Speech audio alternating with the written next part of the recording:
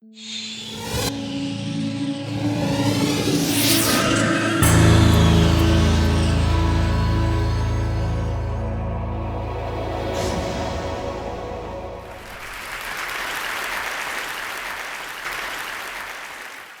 morning.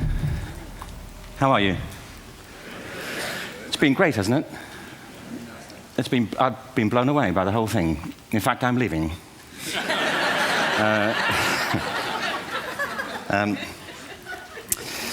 There have been three themes, haven't there, running through the conference, which are relevant to what I want to talk about. One is the extraordinary evidence of human creativity in all of the presentations that we've had and in all the people here. Just the variety of it and the range of it. The second is that it's put us in a place where we have no idea what's going to happen in terms of the future. No idea how this may play out.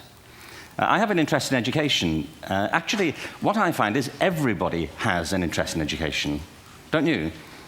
I find this very interesting. If you're at a dinner party and you say you work in education, actually, you're not often at dinner parties, frankly, if you work in education, you're not asked, and you're never asked back, curiously. That's I think it strikes me. But if you are, and you say to somebody, they say, what do you do? And you say, you work in education, you can see the blood run from their face. They think, oh my God, why me? It's my one night out all week. But if you ask people about their education, they pin you to the wall. Because it's one of those things that goes deep with people. Am I right? Like religion and money and other things. So I have a big interest in education, and I think we all do. We have a huge vested interest in it, partly because it's education that's meant to take us into this future that we can't grasp. If you think of it, children starting school this year will be retiring in 2065. Nobody has a clue, despite all the expertise that's been on parade for the past 4 days, what the world will look like in 5 years' time. And yet we're meant to be educating them for it. So the unpredictability, I think, is extraordinary. And the third part of this is that we've all agreed, nonetheless, on the really extraordinary capacities that children have, their capacities for innovation. I mean, Serena last night was a marvel, wasn't she? Just seeing what she could do.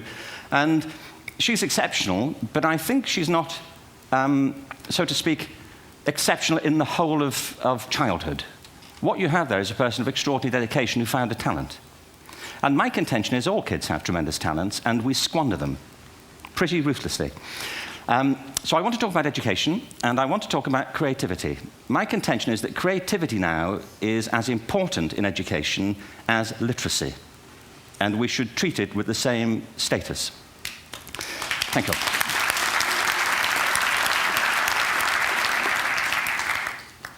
That was it, by the way. Thank you very much. So, 15 minutes left. Well, I was born... No, I had a great story recently, I love telling it, of a little girl who was in a drawing lesson. She was 6, and she was at the back drawing, and the teacher said this little girl hardly ever paid attention. And in this drawing lesson, she did. And the teacher was fascinated. She went over to her and she said, "What are you drawing?" And the girl said, "I'm drawing a picture of God." And the teacher said, "But nobody knows what God looks like." And the girl said, "They will in a minute."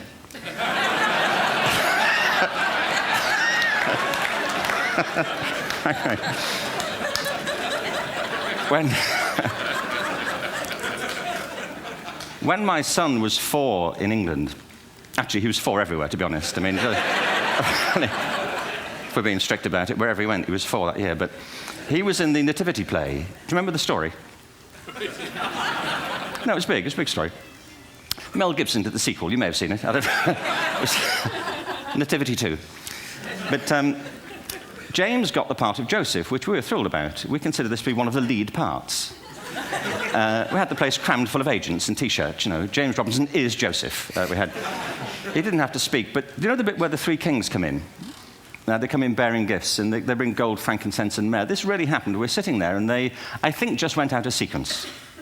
Because we talked to the little boy afterwards and said, are you okay with that? And they said, yeah, why was that wrong?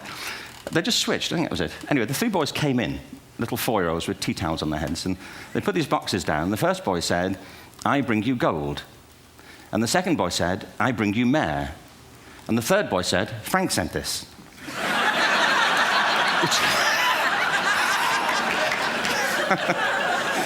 That was great.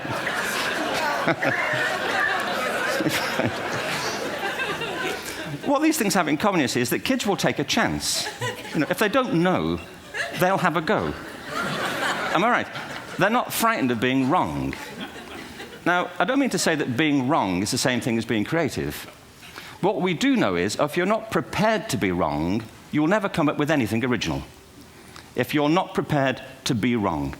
And by the time they get to be adults, most kids have lost that capacity. They have become frightened of being wrong. And we run our companies this, by the way. We stigmatize mistakes. And we're now running national education systems where mistakes are the worst thing you can make.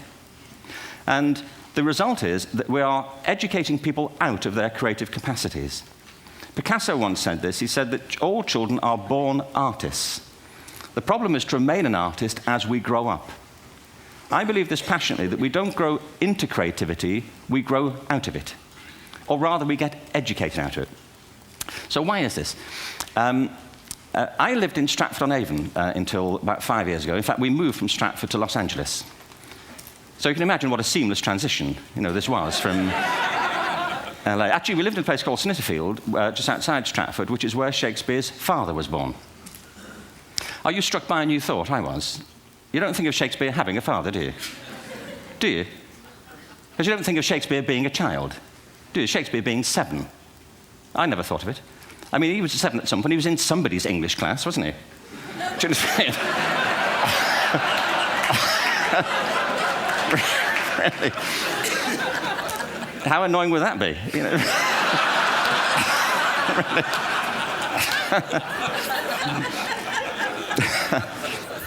Must try harder. Being sent to bed by his dad to Shakespeare. Go to bed now, to William Shakespeare, and put the pencil down, and stop speaking like that. It's confusing everybody.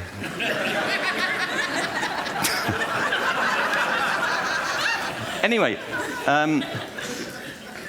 we moved from Stratford to Los Angeles, and I just want to say a word about the transition. Actually, my son didn't want to come. I've got 2 kids. He's 21 now, and my daughter's 16. He didn't want to come to Los Angeles. He loved it, but he had a girlfriend in England. This was the love of his life, Sarah. He'd known her for a month. Mind you, they'd had their 4th anniversary, because it's a long time when you're 16. Anyway, he was really upset on the plane. He said, "I'll never find another girl like Sarah." And we were rather pleased about that, frankly, because she was...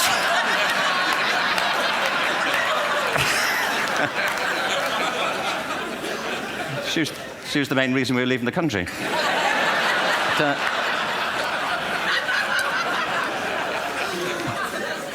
But something strikes you when you move to America and when you travel around the world. Every education system on Earth has the same hierarchy of subjects. Everyone, doesn't matter where you go. You think it would be otherwise, but it isn't. At the top are mathematics and languages, then the humanities, and at the bottom are the arts, everywhere on Earth. And in pretty much every system, too, there's a hierarchy within the arts. Art and music are normally given a higher status in schools than drama and dance.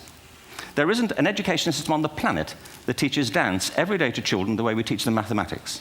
Why? Why not? I think this is rather important. I think maths is very important, but so is dance. Children dance all the time if they're allowed to. We all do. We all have bodies, don't we? Did I miss a meeting? I think... Truthfully, what happens is, as children grow up, we start to educate them progressively from the waist up. And then we focus on their heads, and slightly to one side. If you were to visit education as an alien and say, what's it for, public education, I think you'd have to conclude, if you look at the output, who really succeeds by this? Who does everything they should? Who gets all the brownie points? Who are the winners? I think you'd have to conclude the whole purpose of public education throughout the world is to produce university professors. Isn't it? They're the people who come out the top. And I used to be one. So there. But And I like university professors, but, we shouldn't hold them up as the high watermark of all human achievement. They're just a form of life. Another form of life. But they're rather curious, and I say this out of affection for them. There's something curious about professors. In my experience, not all of them, but typically, they live in their heads. They live up there, and slightly to one side. They're disembodied, in a kind of literal way. They look upon their body as a form of transport for their heads. It's... Don't they? It's a way of getting their head to meetings.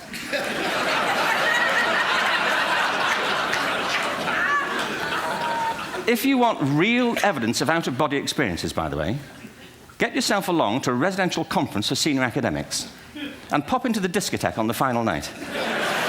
And there you will see it, grown men and women writhing uncontrollably off the beat, waiting to end so they can go home and write a paper about it. Now, our education system is predicated on the idea of academic ability. And there's a reason. The whole system was invented around the world. There were no public systems of education really before the 19th century. They all came into being to meet the needs of industrialism. So the hierarchy is rooted on two ideas. Number one, that the most useful subjects for work are at the top. So you were probably steered benignly away from things at school when you were a kid, things you liked, on the grounds you would never get a job doing that. Is that right? Don't do music, you're not going to be a musician. Don't do art, you won't be an artist. Benign advice, now profoundly mistaken. The whole world is engulfed in a revolution. And the second is academic ability, which has really come to dominate our view of intelligence because the universities designed the system in their image.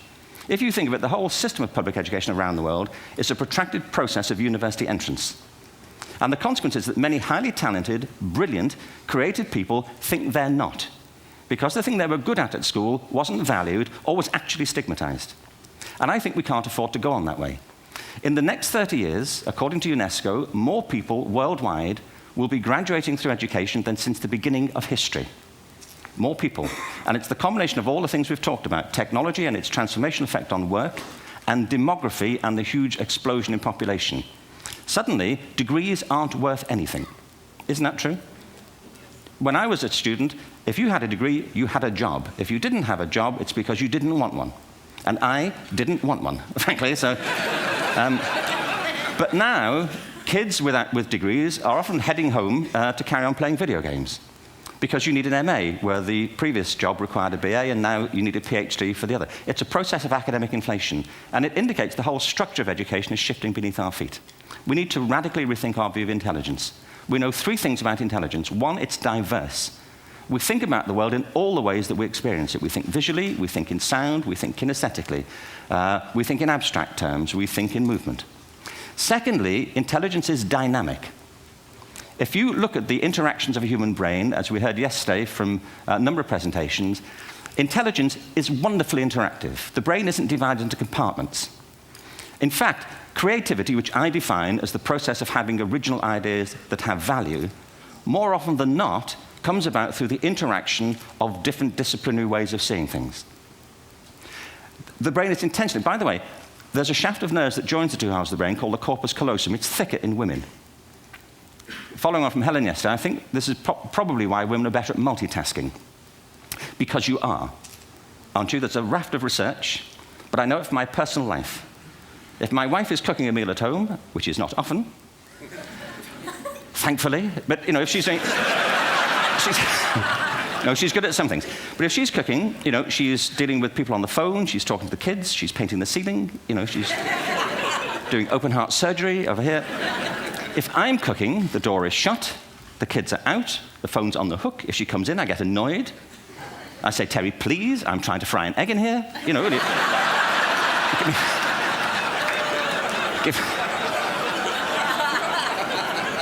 Give me a break. Actually, do you know that old philosophical thing? If a tree falls in a forest and nobody hears it, did it happen? Remember that old chestnut? I saw a great T-shirt recently which said, if a man speaks his mind in a forest and no woman hears him, is he still wrong?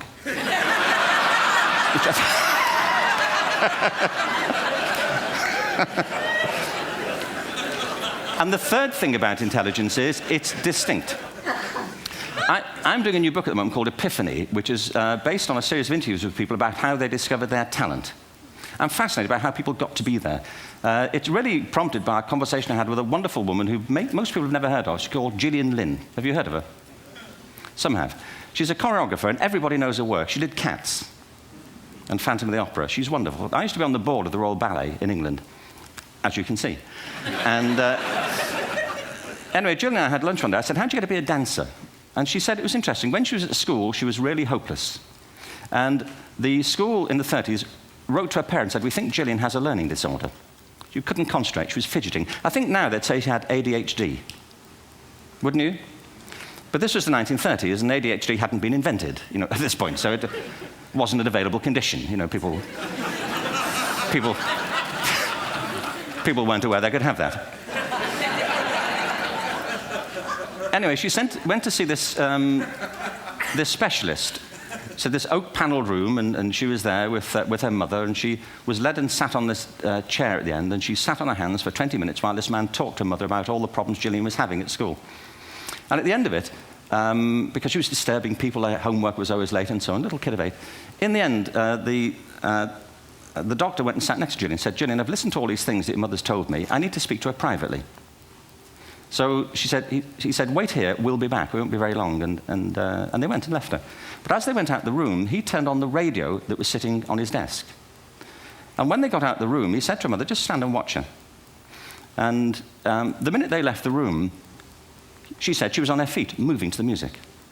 And they watched for a few minutes, and he turned to her mother, and he said, Mrs. Lynn, Gillian isn't sick. She's a dancer. Take her to a dance school. I said, what happened? He said, she did. I can't tell you how wonderful it was. We walked in this room, and it was full of people like me. People who couldn't sit still. People who had to move to think. Who had to move to think. They did ballet, they did tap, they did jazz, they did modern, they did contemporary. She was eventually auditioned for the Royal Ballet School. She became a soloist. She had a wonderful career at the Royal Ballet. She eventually graduated from the Royal Ballet School, found her own company, the Gillian Dance Company, met Andrew Lloyd Webber. She's been responsible for some of the most successful musical theatre productions in history. She's given pleasure to millions, and she's a multi-millionaire. Somebody else might have put her on medication and told her to calm down. Now, I think...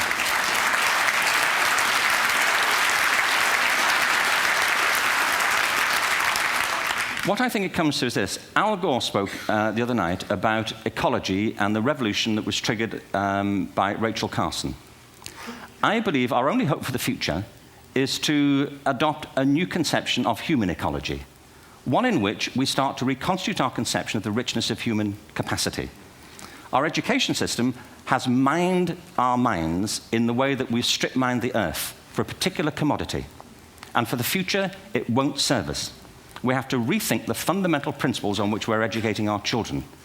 There was a wonderful quote by Jonas Salk, who said, if all the insects were to disappear from the earth, within 50 years, all life on earth would end. If all human beings disappeared from the earth, within 50 years, all forms of life would flourish. And he's right. What TED celebrates is the gift of the human imagination. We have to be careful now that we use this gift wisely and that we avert some of the scenarios that we've talked about. And the only way we'll do it is by seeing our creative capacities for the richness they are and seeing our children for the hope that they are. And our task is to educate their whole being so they can face this future. By the way, we may not see this future, but they will. And our job is to help them make something of it. Thank you very much. Bravo. Here, here.